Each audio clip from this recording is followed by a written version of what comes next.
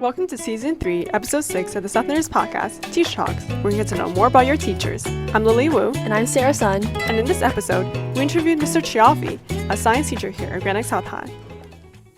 Hi, Mr. Cioffi. Thank you so much for agreeing to do this interview with us today. So we have a few questions for you. So first, could you please introduce yourself? I'm Mr. Cioffi. I am a chemistry teacher here at South High. It is my fourth year teaching here, and also my fourth year teaching in general.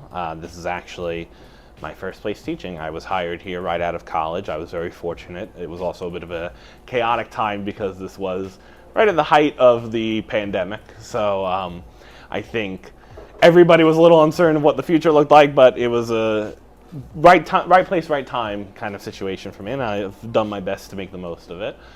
I generally describe myself, unsurprisingly, given my status as a chemistry teacher, as a giant geek, a giant nerd, as far as where my interests lie. You know, when I am not working or thinking about chemistry, I love playing video games, I love reading comic books, I'm a big movie buff, I love watching movies.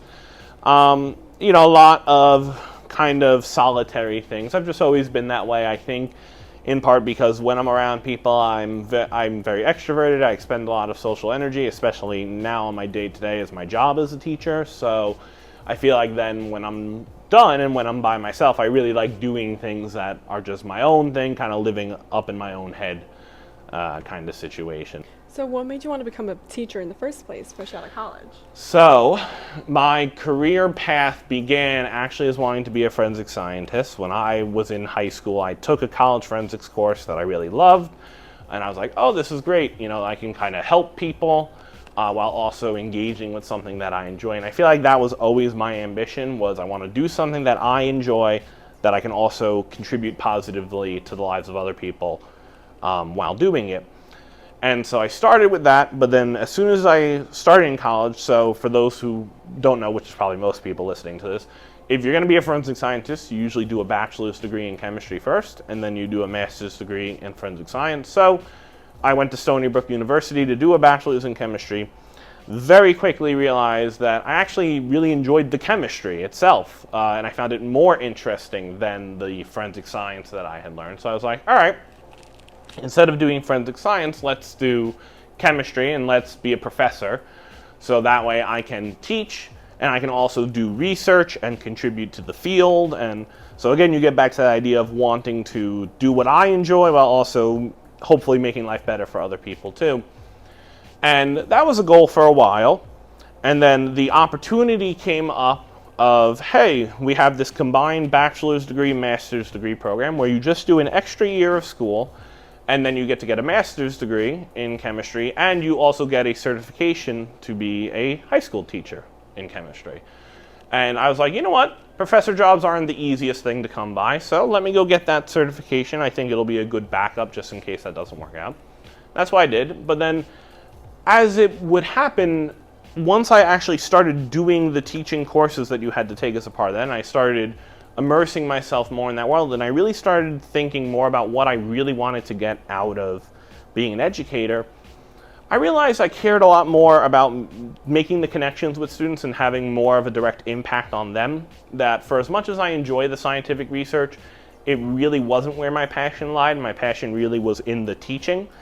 And you're going to both be valued more and accomplish more as an educator, as a classroom teacher versus a college professor. Professors can tend to be very removed from their students and what they do, especially at a research-oriented university, whereas obviously as a teacher, my job is to teach, right? You are my job, right? Connecting with all of you and working with all of you. And so that idea became really appealing to me, and I really kind of reoriented myself and leaned all the way into that. I was like, this is what I want to do.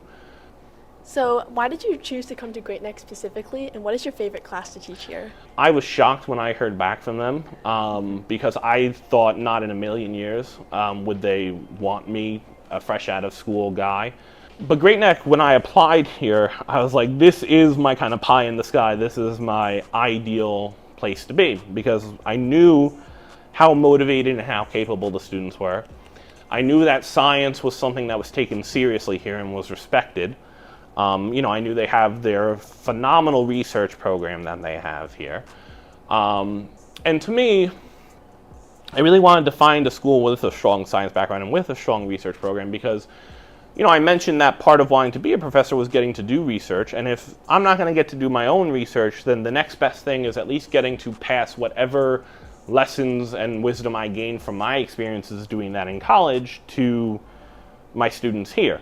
And while I'm not necessarily teaching any of the research courses right now, I do get to at least engage with those students, and I still get to share whatever perspectives I have with them, and so that's still really valuable to me.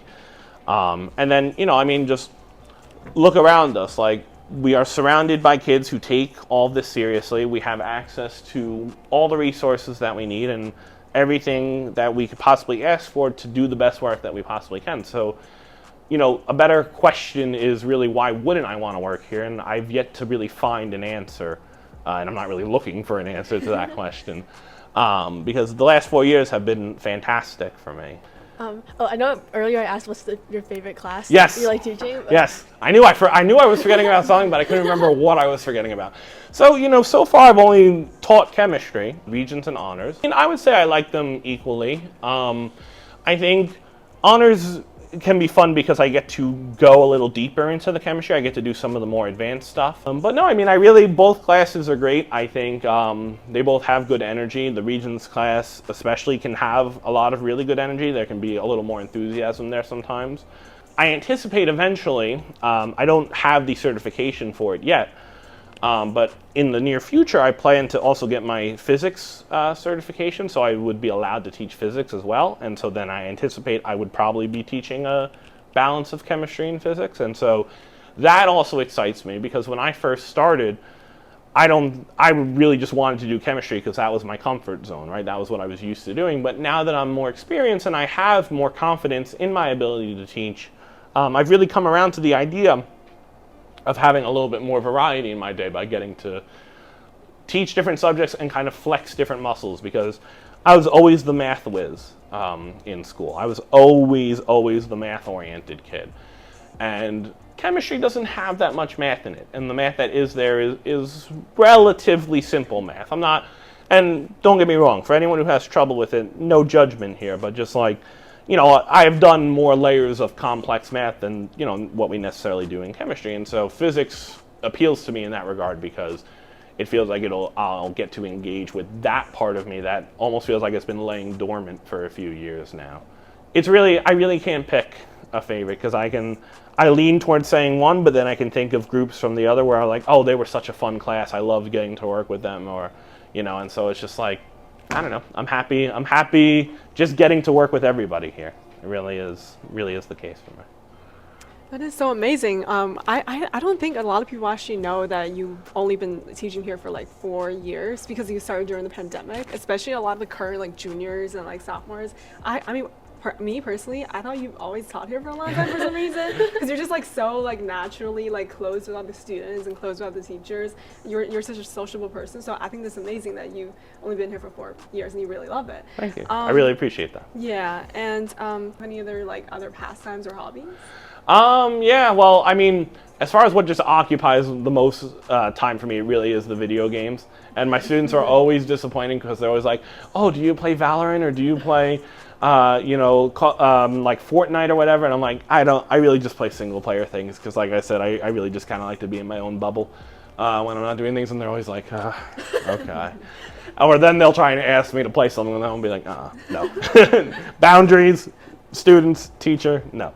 And this is going a little bit off topic, but I want to get back to one of the points you mentioned in an earlier question. Mm-hmm. So you mentioned wanting to like cultivate a mindset in the students where they want to like grow and improve on themselves. So what are some ways, I've never had you as a teacher, so what are some ways you structure your lessons or structure your classes in order to enforce that mindset? So I try my best to give a lot of positive feedback where I can.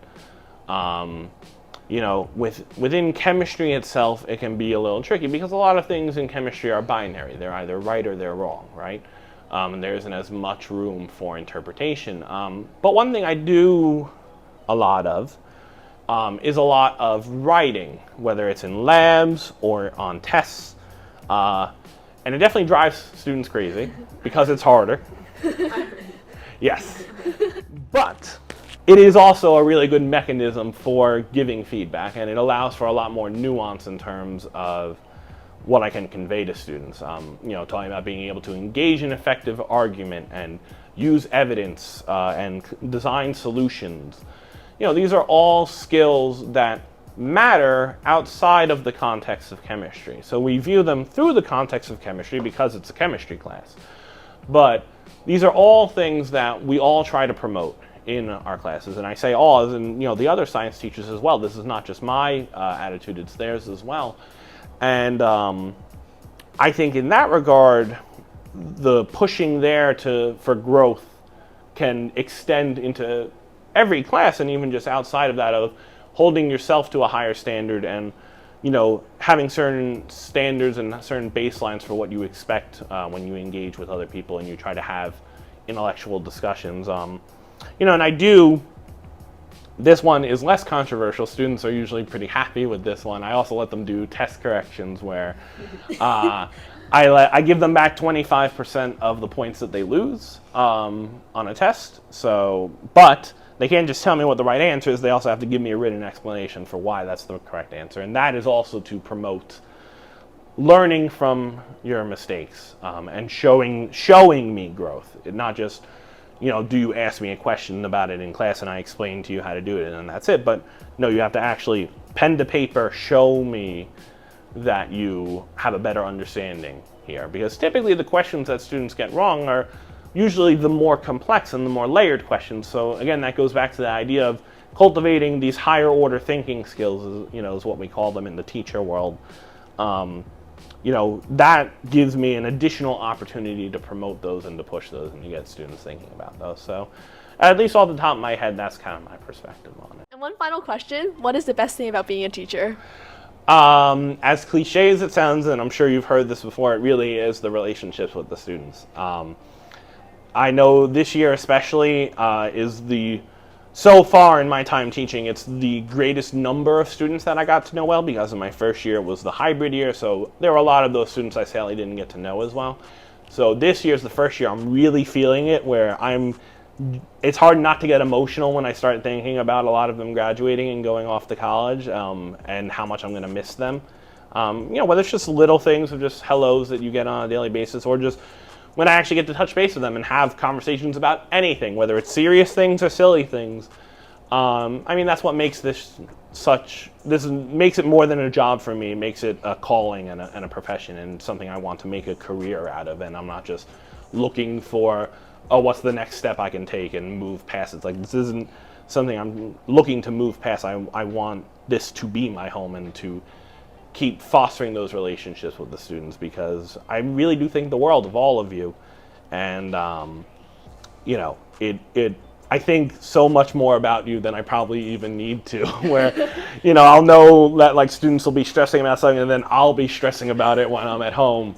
And maybe I should be a little better about turning that part of my brain off, but I just can't help it. I care and I wear my heart on my sleeve, and that has always been my attitude about things. And, I just think building those relationships with the students and hopefully being that teacher that when they look back years later, they go, oh, he was really cool, or he was really kind, or he always made me feel like I was supported or had someone I could rely on.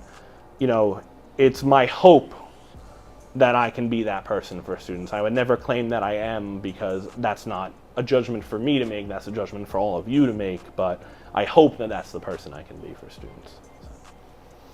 That's amazing. So thank you so much for having us here today, and I think that's all for On Tuber today. Thank you so much, Ms. Cioffi, for talking to us. Thanks so much for having me. This podcast is brought to you by The Southerner, Great Neck South High's newspaper. It is hosted by Sarah Sun and Lily Wu, directed by Amelia Liao, and edited by Janice Lee.